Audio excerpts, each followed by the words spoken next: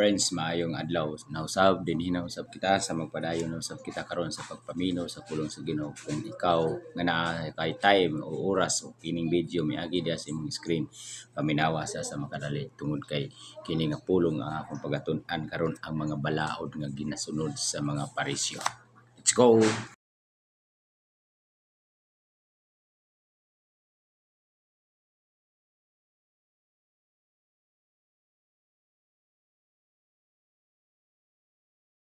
Kay friends, magpadayon kita sa pagpaminaw sa pulong sa Ginoo. So karon pagatun-an nato kini mga parisyo o sadusyo o magtutudlo sa mga balaod.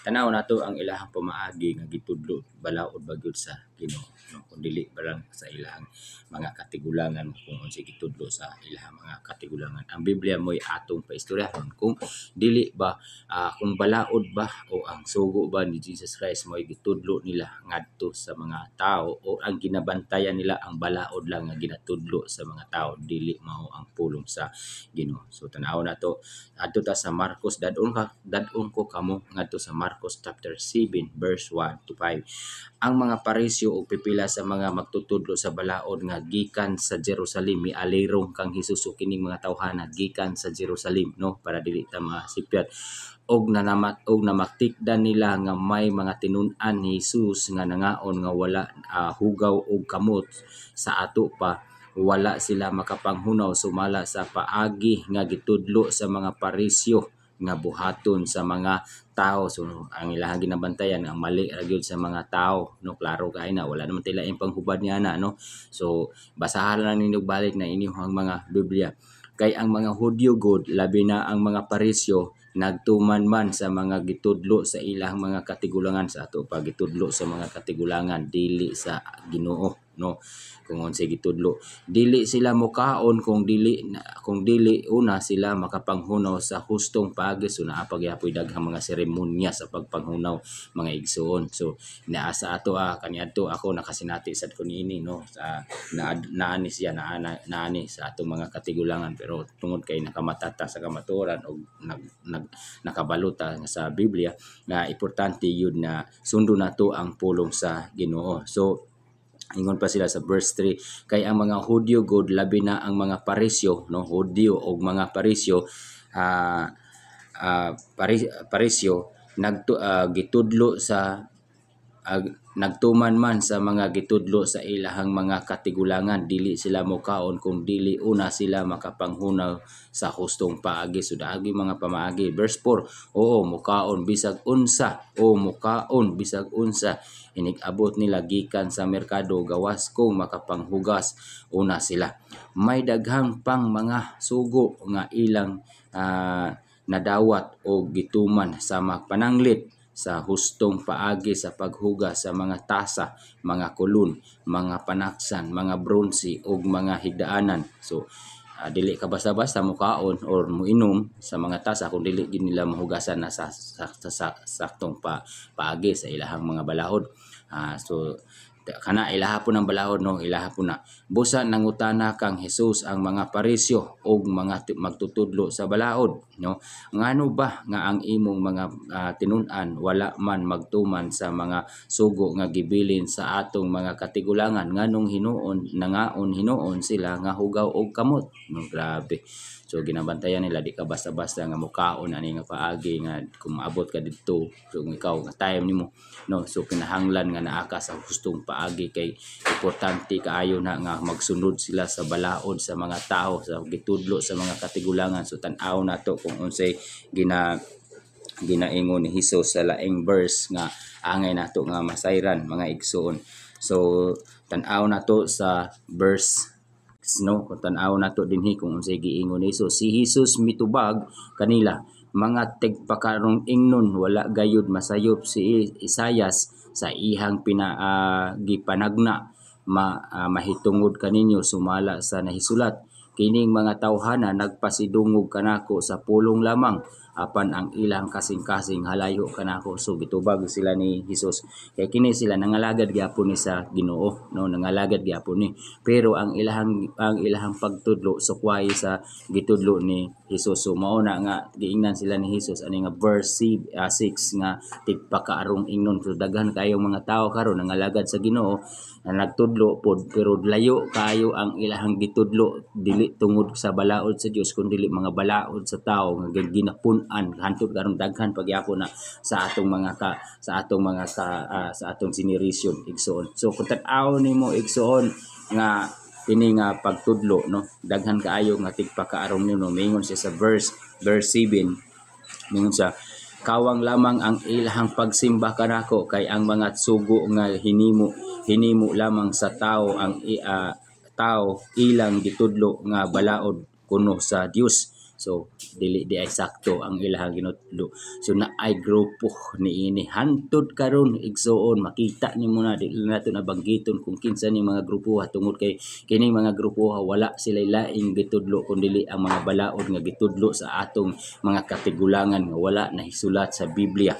Sa verse 8 miingon siya og midugang si Hesus sa pag-ingon, gisalikoy ninyo ang mga sugo sa Dios og mao hinuoy inyong gituman ang mga pagtulun-an nga iya sa tao. So wala gisalikway nila, no, gisalikway. Daghan gay ni makita nato karon. Busa kung ikaw nga nakakita niini nga video or tapos imo kining basahon pagbalik ang imong Biblia, tun-an nimo og imo kaning imong sabton kung unsa gayud importante ang pagbasa o pagtuki sa Biblia para masayran nimo kung kinsa ang tinuod nga nagtudlo sa pulong sa Ginoo.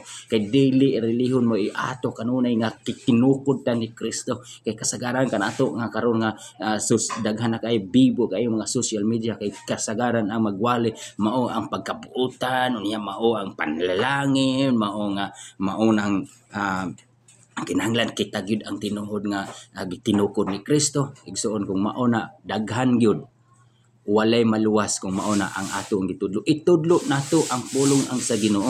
Itudlo nato ang balaod sa Ginoo, dili ang balaod sa mga tao. Kay kana ang balaod sa Ginoo mao ni ang sugo sa Dios nga angay naton itudlo nga dapat mahibaw-on sa mga kadaghanan sa mga katawhan nga atong mga kaigsuonan. Sa verse 9 miingon siya og miingon pagayod si Hesus, maantigo gayud kamo nga mo salikway sa balaod sa Dios aron lamang matuman ang inyong kaugalingong pagtulun-an. Tiyaw nga gisupak nila ang balaod sa Dios para matuman lang ang ilang kaugalingong balaod. Ang Biblia nag-ingon, dili ako nag-ingon yan. Ako lang kining gibasa, ako kining gitudlo para ikaw ug ako masayran nimo kung unsay kamatuoran igsoon. Ayaw pagkabutag bungol, abrihi ang imong hunahuna ug ang imong kasing-kasing ug ang imong dalunggan aron matabangan ka sa Dios nga ang importante nga ang pulong sa Dios mao'y atong basahon, mao'y atong pagtulunan, mao'y atong itudlo adlaw-adlaw ngadto sa mga tao.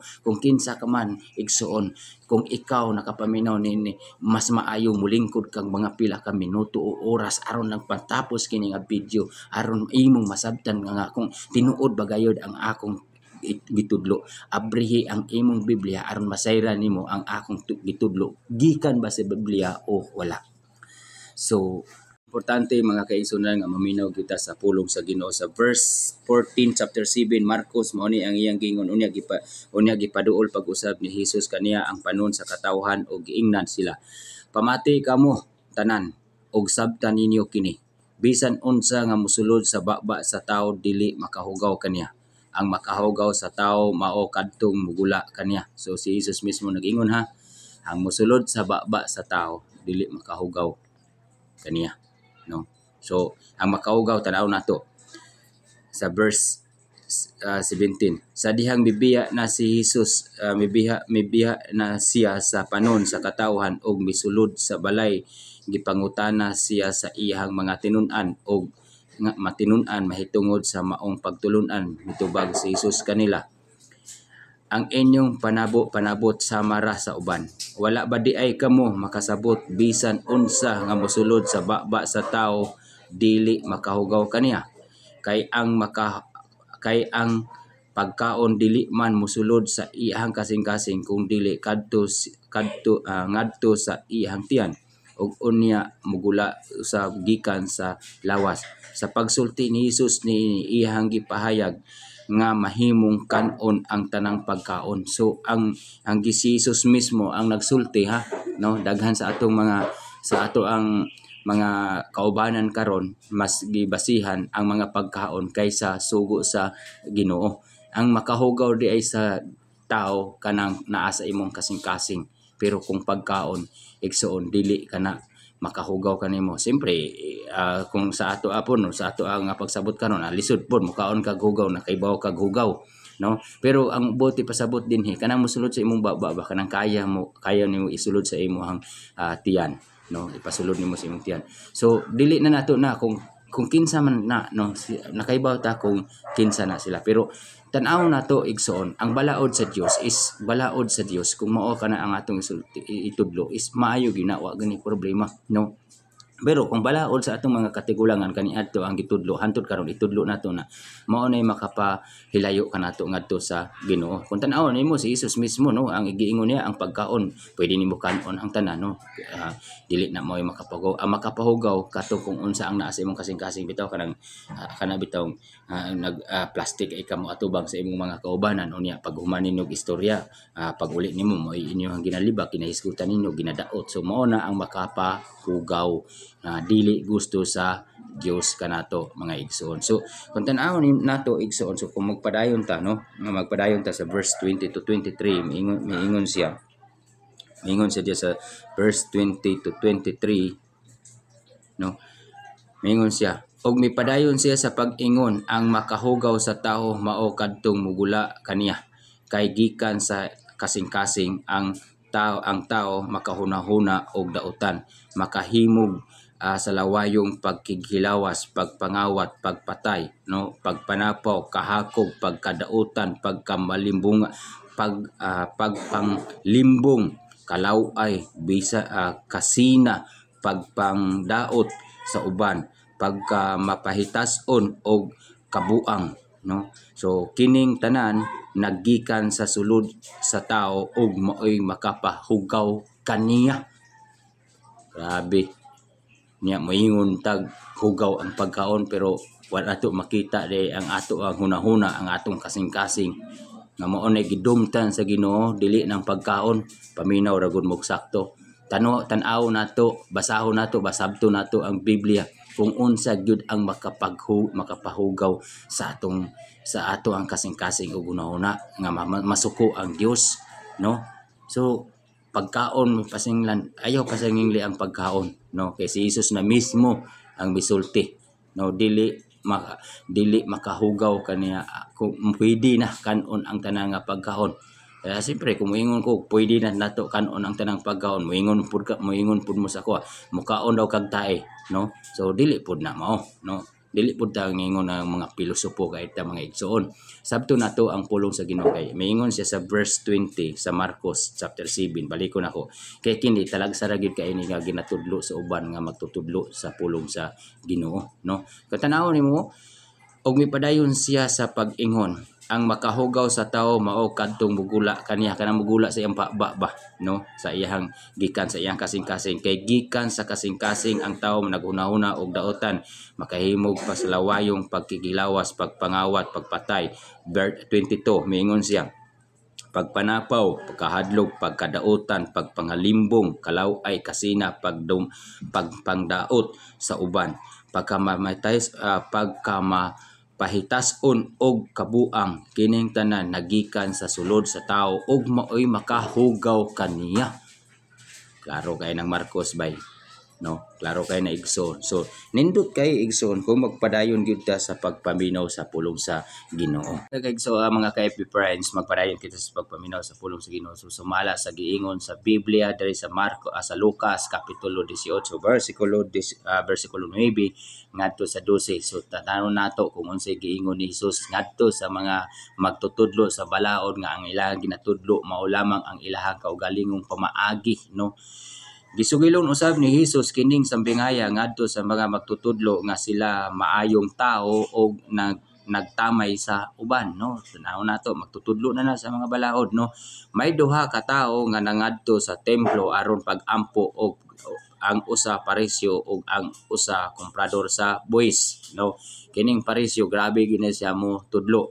So karon tanaw nato ang parisyo nagtindog og nagampo sa kinaugalingon, no? Nagampo siya sa kinaugalingon, no? Nagampo siya sa iyahang kinaugalingon nga pamaagi, no? Dili gikan sa iyahang kasing-kasing. So mao ni giingon niya, nagpasalamat ako kanimo o Dios nga ako dili hakog, dili limbungan og dili himabay sama sa uban. Nagpasalamat ako kanimo nga dili ako sama ni anang komprador sa buwis.